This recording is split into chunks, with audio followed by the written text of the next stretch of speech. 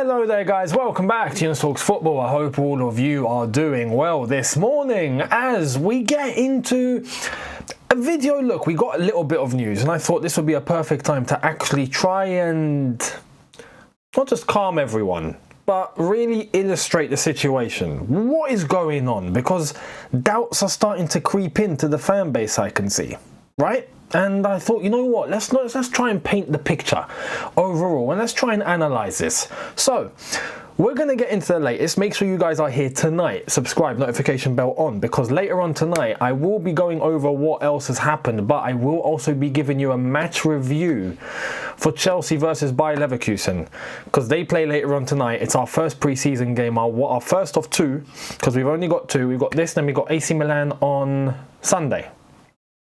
And then the following weekend, we start the Premier League. So, look, do you see how quick from winning the Club World Cup to now playing the Premier League has been? It's gone like this. This is why, look, I was glad when I heard we weren't travelling anywhere else, or we weren't even having much of a pre-season. We got 2 games at the Bridge and that's it. And even then, I just hope everyone's been focused on recovery and that's it. Recover. The football and all of that can come as we begin the season. We can't ask for everything. We're going to have to ask for a little bit of time at the beginning just to, reclimatize ourselves and really get back into the rhythm, because if you don't focus on recovery, you run the risk of injury. We've already seen what's happened to Levi Colwill, and that's not necessarily just down to fitness or anything. I don't know what he's done to his ACL. I don't know if he's turned his leg or whatever's happened, or has he hyperextended something. I don't know how it happened. But we need to be cautious of injury and of levels, because we went all the way in the Club World Cup. PSG are in a similar boat. So let's wait and see how it's all going to pan out. The first few games of the season, I don't think we can ask for too much, as long as even if we're playing crap, if we're just picking up wins here and there, that's all we can really ask for. But the review for Chelsea Bayer Leverkusen will be out later tonight, so make sure you're here for that. I will be paying close attention to how Chelsea are going to play against Bayer Leverkusen, and we'll see exactly maybe where we are, and then we'll have Sunday as well against AC Milan to see exactly where we are heading into the first game against Crystal Palace. So without further ado, let's jump into the news. Let me show you what's going on, and then we're going to analyze this, and I'm going to try and calm everyone down. This is coming from me, yeah? I'm calming all of you down. The world's flipped. Let's get into it. Here it is. So Fabrizio's gone, understand Alejandro Garnacho has agreed every detail of personal terms with Chelsea. Deal done on the player side. He only wants Chelsea, as revealed here, since July. Talks with Man United about fee will follow soon. Chelsea pursue both Garnacho and Xavi Simons, as revealed. So that is the latest with Garnacho and Xavi Simons. What people seem to be worried about as of today, because they've heard of this with Garnacho, they're thinking, oh my god, has this deal gone ahead of Xavi Simons? What's taking Xavi Simons so long? Oh my goodness, we're going to fumble this. He's not going to sign, is he? And now everyone's panicking. That is based on PTSD. As far as I'm concerned, I think people have this tendency to think back to the times that we didn't get deals done, almost recently with Mike Maignan, when we didn't want to pay 2 or 3 million. But this is not the same. Xavi Simons will join. And why? We still need to get outgoings through the door first. And there's 2 players that we know are heading out for sure. Jackson and Nkunku. Here's the update in relation to Jackson and Nkunku this morning.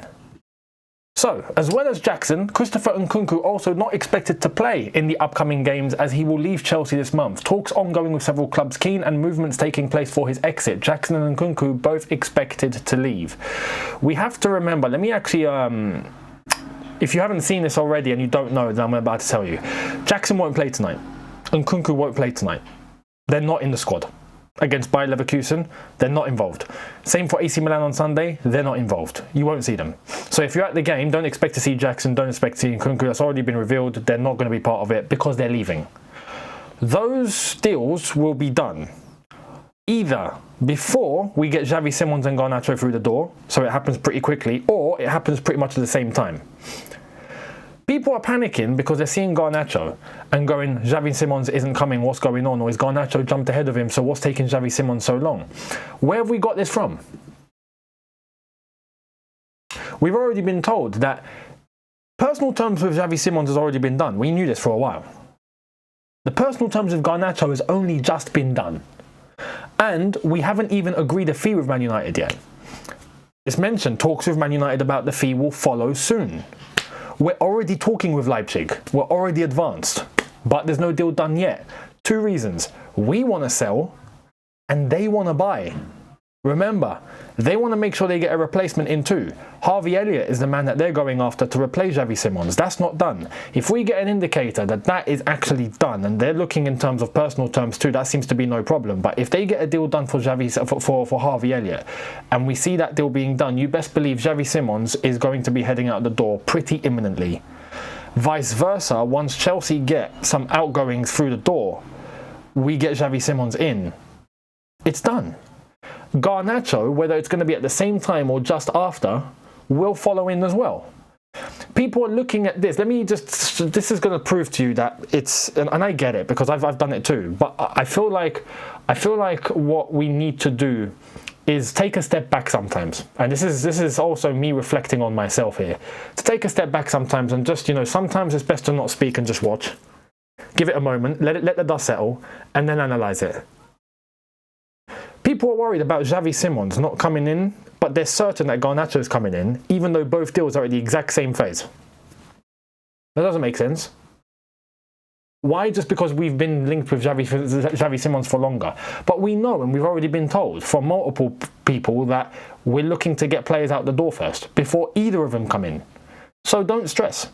Xavi Simons, Garnacho will follow in once Nkunku, Jackson, maybe even Sterling are all out. I don't think Sterling's relevant to this, but you get the gist. We are looking to get players out the door. And then these players will come in. Xavi Simons, we already know, wants to move and is ready to move. Garnacho, we already know, wants to move and is ready to move. These will happen. So no stress. You don't need to worry, guys.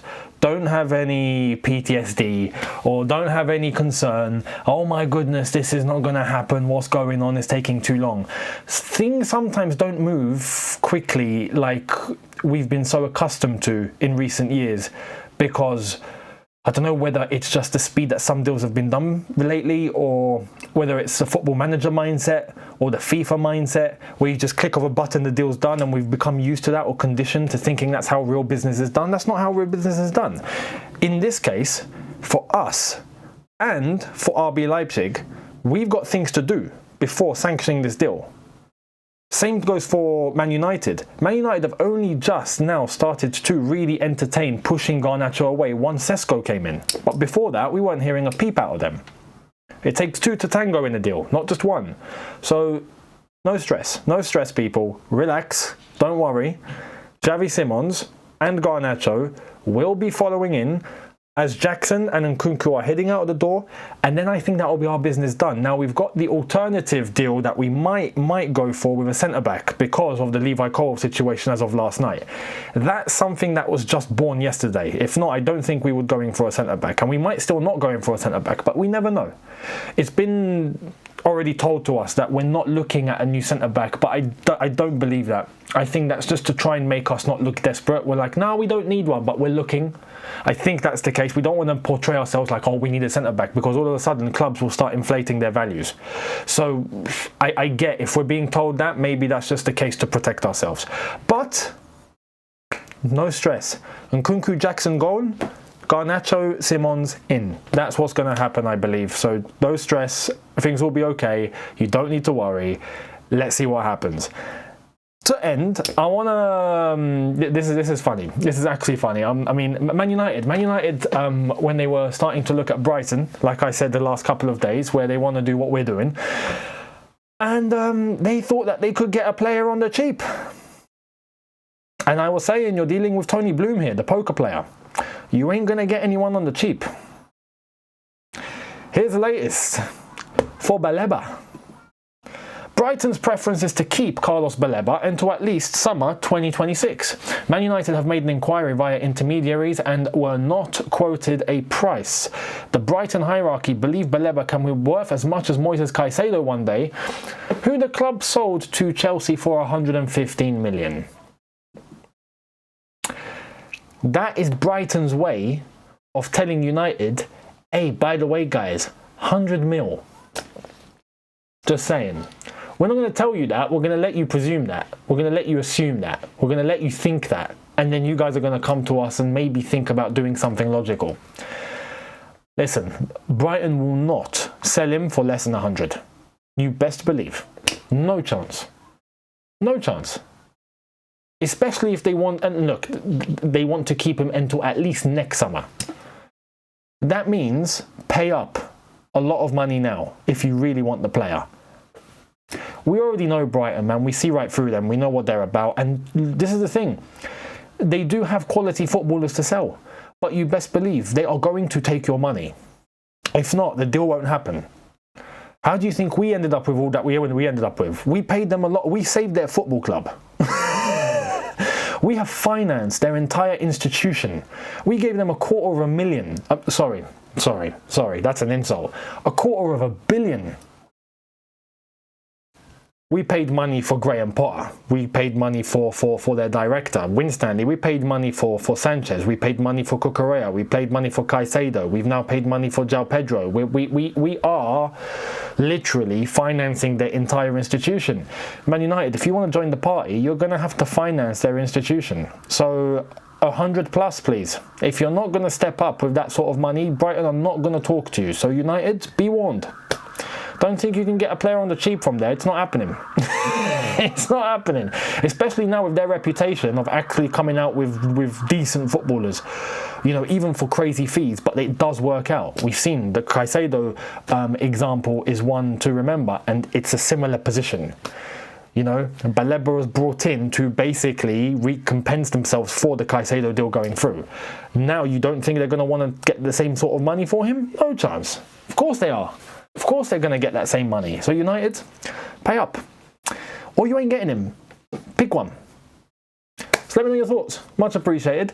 Subscribe, notification bell on. Like I've said, I'll be here later tonight for more of the latest from now up until later and the review for Chelsea versus Bayer Leverkusen. So I will see all of you later tonight. Have a good one, people. Subscribe, notification bell on, and I'll see you tonight. In a bit, look after yourselves, take care, and peace.